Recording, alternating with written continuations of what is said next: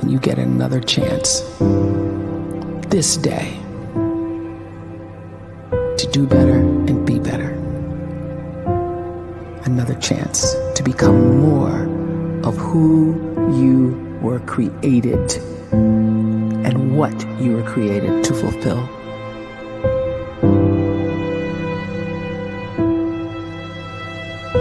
Everyone in the world is capable of living outside the role or beyond the roles that they place themselves in, no matter what it is. You're not just a dad, you're not just a banker, you're not just a brother or a son or a convict. It doesn't matter. Like, everyone is bigger, much bigger, infinitely bigger than the roles they place themselves in, and is capable of reaching potential greater than anything they could imagine.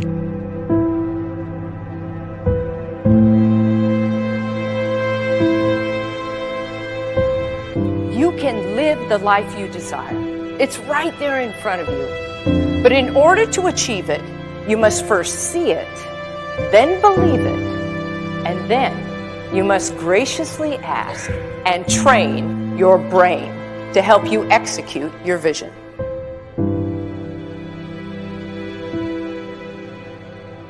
So when you start to focus and you delete distraction from your life, and you start to get seriously invested in doing one thing staggeringly well, and you practice that one thing over and over, a term to think about is mundanity.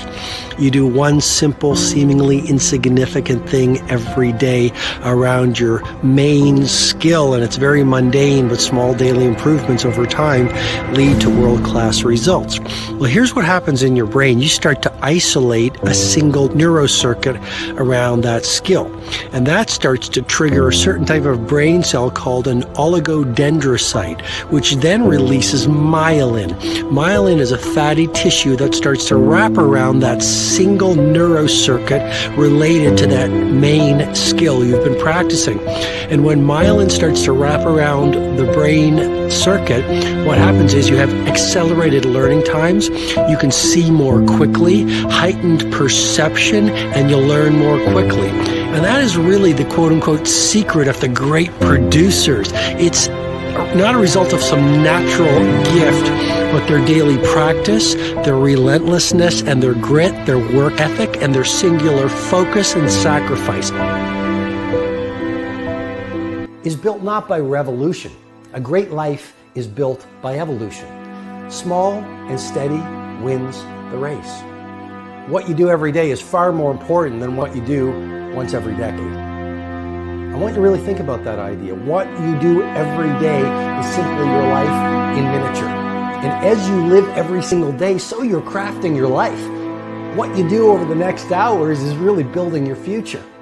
And if you can just get every single pocket of 24 hours right as best as we humanly can, the rest of our life is going to take care of itself. So, the scripture says we will eat the fruit of our words. You are planting seeds when you talk. At some point, you're going to eat that fruit. My challenge is make sure you're planting the right kind of seeds. If you want apples, you have to sow apple seeds. If you want oranges, you can't plant cactus seeds, poison ivy seeds, mushroom seeds. You're going to reap fruit from the exact seeds that you've been sowing. In other words, you can't talk negative and expect to live a positive life. You can't talk defeat and expect to have victory. You can't talk lack, not enough, can't afford it, never get ahead, and expect to have abundance. If you have a poor mouth, you're going to have a poor life. If you don't like what you're seeing, start sowing some different seeds.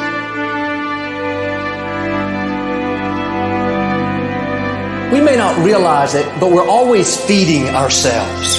What we watch, listen to, the people we're around, the thoughts we're dwelling on, that's feeding our inner man. If you go to lunch with people that talk bad about the boss, make fun of a coworker, put down a friend, they're feeding you gossip, feeding you jealousy, feeding you disrespect. Here's the key. Whatever you feed is going to grow. You may not like what they're feeding you. You're a nice person, But if you continue to hang around them, before long, you'll be gossiping. You'll be critical. You'll be disrespectful. Why? Because you kept feeding the wrong things. If you're always feeding negative thoughts, thinking, I'll never get well, I'll never meet the right person, you're feeding doubt, feeding mediocrity, feeding fear. If you know exactly what you want to be, you need to spend as much time with people that are actually that already.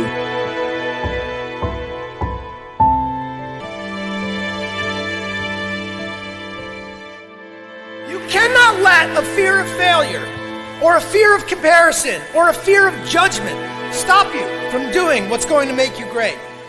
You cannot succeed without this risk of failure. You cannot have a voice without the risk of criticism. And you cannot love without the risk of loss. You must go out and you must take these risks.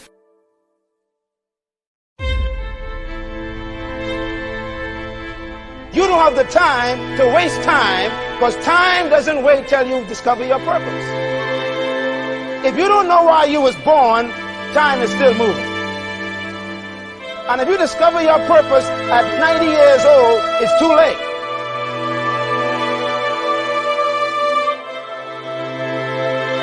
You don't know how young you are. What if you die in 2 years? You're pretty old right now. You got 2 years left. And if you're 50 years old and you're feeling discouraged, well, remember the advice about planting a tree. When's the best time to plant a tree? 20 years ago or today? So if you're 50 and you feel like life left you behind, well, get started right now. Better late than never. Better late than never. Don't think about time and age so much. It gets people distracted. When the whole world's distracted, you be focused.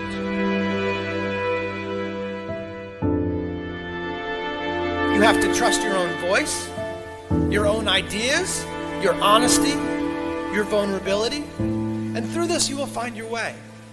You do not have to be fearless. Just don't let fear stop you. Live like this as best you can, and I guarantee you will look back on a life well lived. You are capable of greatness in your profession, and more importantly, in your quality of self. Stay hungry. Stay young at heart. Take those risks. You are going to change the world around you in big ways and in small.